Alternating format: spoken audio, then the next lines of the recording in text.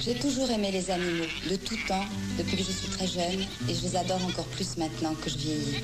Quand j'ai commencé à faire du cinéma, j'ai pensé que si un jour je devenais célèbre, je consacrerais cette célébrité à quelque chose, je ne savais pas encore quoi, pour les animaux. Vous, Brigitte Bardot, vous vous occupiez de ces problèmes?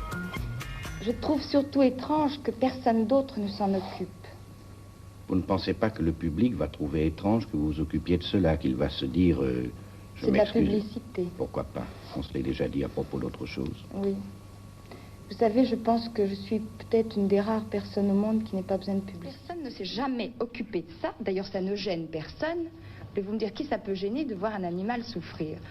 Alors Brigitte a d'abord décidé d'aller visiter le refuge de la Société protectrice des animaux à Gennevilliers. Mais celui-là, peut-être qu'il a un maître qui va venir leur chercher.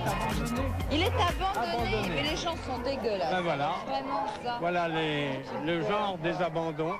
J'estime que ce que j'ai vu à la SPA ne doit plus exister. Et c'est pour ça que j'aimerais beaucoup que les gens sachent ce qui se passe. Quand on apporte les animaux, qu'on veut les abandonner, les gens ne savent peut-être pas qu'on les tue automatiquement au bout de 8 jours avec une piqûre. Que tous les chiens qu'on dépose sont automatiquement tués 8 jours après. Et que ces bêtes, pendant ces 8 jours, sont dans des cages trop petites qui sentent mauvais, 2 ou 3 par cage, sans nourriture vraiment. Ils ne la mangent pas, ils se laissent mourir de chagrin. C'est un concert de hurlements et de pattes qui se tendent quand on va là-bas. Moi, j'avais envie de les prendre tous.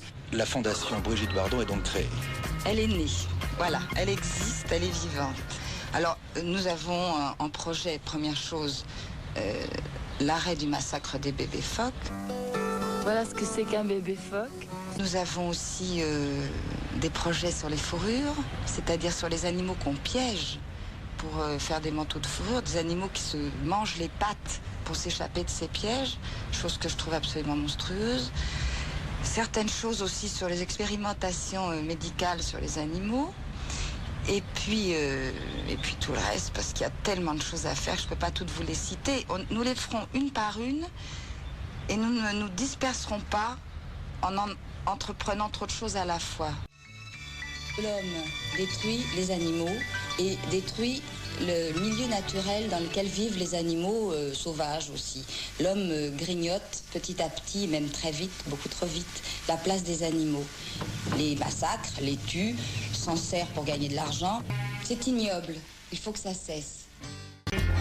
Ma jeunesse et ma beauté aux hommes, que je donne ma sagesse et mon expérience, maintenant et le meilleur de moi-même aux animaux. Merci. 3 heures, près de 120 lots furent dispersés, tableaux, affiches et photos tout d'abord, pour la plupart dédicacés.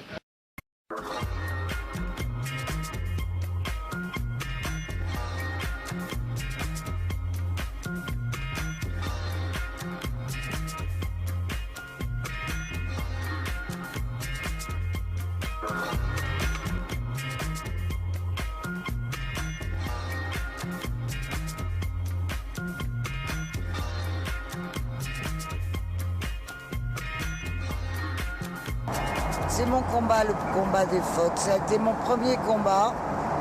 Et ça, maintenant, ça sera mon dernier parce que je suis fatiguée. Bonjour. Bonjour. Merci d'être là. Merci beaucoup à vous tous.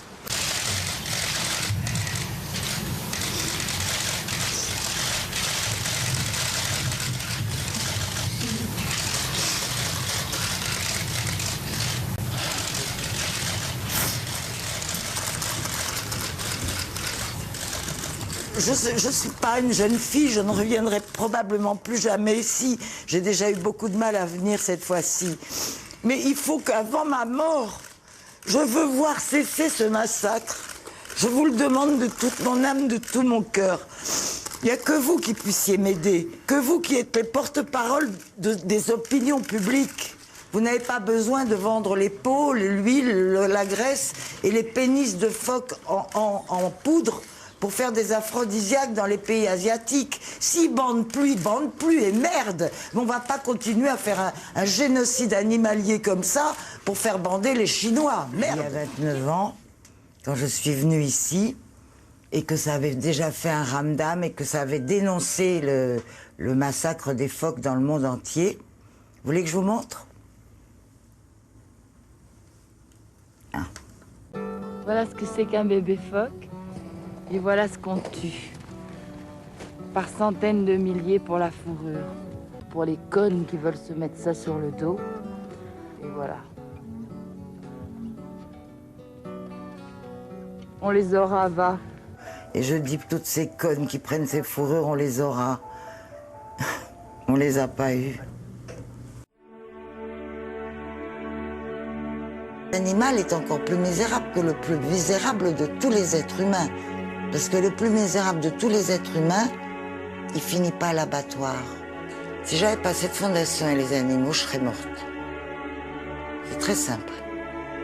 La survie que je donne, moi, à certains animaux, en leur donnant ma vie, eux, ils me la rendent. Ils me rendent l'appareil en me laissant la possibilité de vivre pour un but, pour un idéal, pour quelque chose qui est un cauchemar, mais qui pourrait être un rêve, voilà.